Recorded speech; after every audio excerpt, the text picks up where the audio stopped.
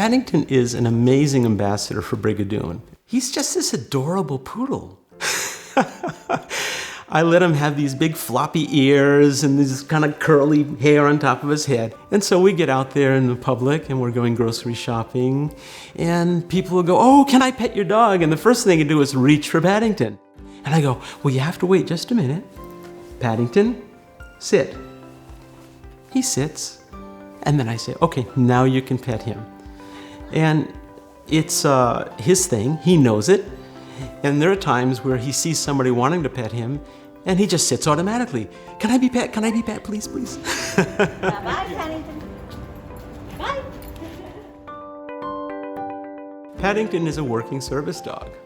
When he has his harness, my balance harness on him, when he has his, other gear, it's like a different person, different dog, right? He goes into this, "Okay, I'm the working dog for this man, and he's my man, and I'm his dog," and such. And it's amazing the transformation that takes place. I joined the military when I was 18 and became a military police officer in the U.S. Army. During my time as a military police officer, I was injured while performing my duties. I have a walking disability or a gait disability.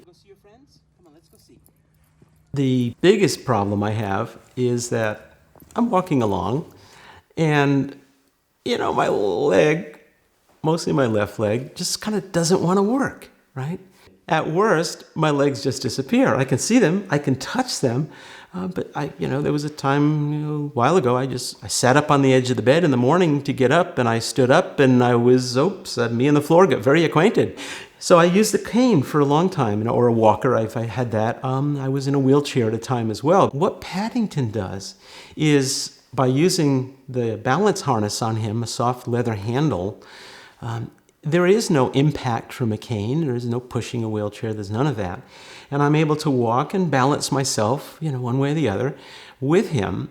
If my leg really stops working, which it does, then when I fall, I can use him and brace against his back. And he has a brace command, which I call out very quickly, and he ridges himself up, he kind of stands tall, and he saves me from hitting the ground.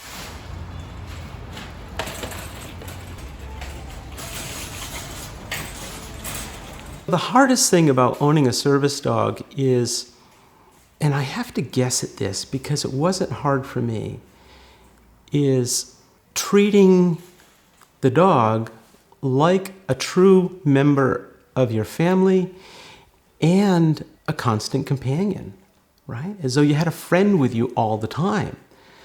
Now, I wouldn't want some of my friends with me all the time, but Paddington manages to find a way into my heart big enough so that becomes a real treat for me.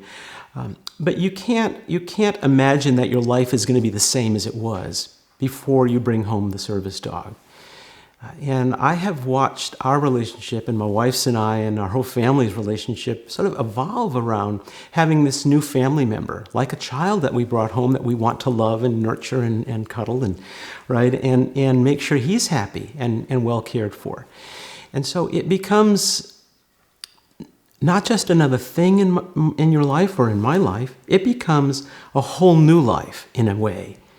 We have bonded so well in the last 8 months. He refuses to leave my side, which to me is really cool. He's become, this really just a core part of my life in a symbiotic way. I don't know how to describe it except as Paddington has become this soul companion, right? My spirit guide, right? Paddington is just that way. I need to sit. Come on. We've kind of exceeded our limit a little bit. In the past, especially with my mental health, there have been times where I have felt isolated even from my wife. There have been times where I have despaired. How can you be alone when you're with people, right? Well, it's easy if you have mental health issues and depression like I have. I have attempted suicide 4 times in my life. The last one I was hoping was going to be very fatal. Fortunately, my wife, she found me. She called the medical, the EMTs, and they came and they brought me to the emergency room and saved my life. So I'll be forever grateful for that. So I've been under the care of the mental health department at the VA for very obvious reasons. And one day I was sitting with this assistant, and she said, "Hey, I know some veterans who have been awarded service dogs who have really benefited. The dogs have made an enormous difference in their lives.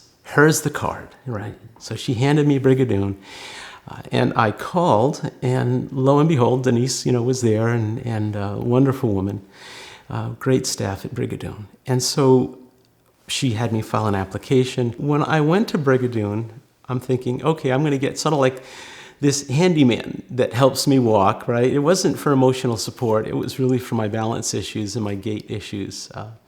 Falling is not fun. As I got to know Brigadoon a little more, Denise, she told me stories about the veterans she's helped and the children that she's helped. I got a sense that she has this beautifully big, warm heart, and that she sees the dogs as a way of not only providing physical and emotional assistance, but also in terms of, well, in my case, certainly giving the people who receive them, the veterans like myself, another reason to live, really. I don't think many people are unaware that veterans commit suicide at a much higher rate than the general population.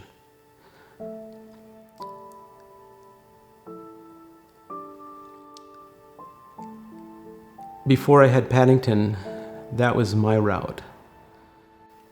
Veteran suicide is a horrible thing for not only the veteran himself, what he goes through up until that point, but for families and friends who, in some cases, and I've had multiple suicides in my own family, the people left behind. Because of that, I don't know that anyone tries to take their life unless they think it is the only option left to end the physical or emotional pain. Paddington is my mobility service dog. I am very, very grateful to Denise and Brigadoon service dogs, because he's also saving my life. He really is. He has brought so much love and kindness to me and given me a greater will to live than I've had ever in the past.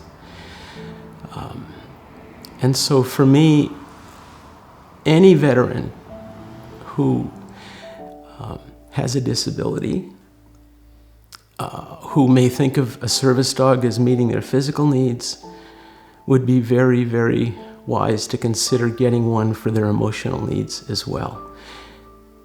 If you don't have a physical disability, I would advise veterans to look for service dogs for emotional support, especially if you've, tread that thin line between life and suicide.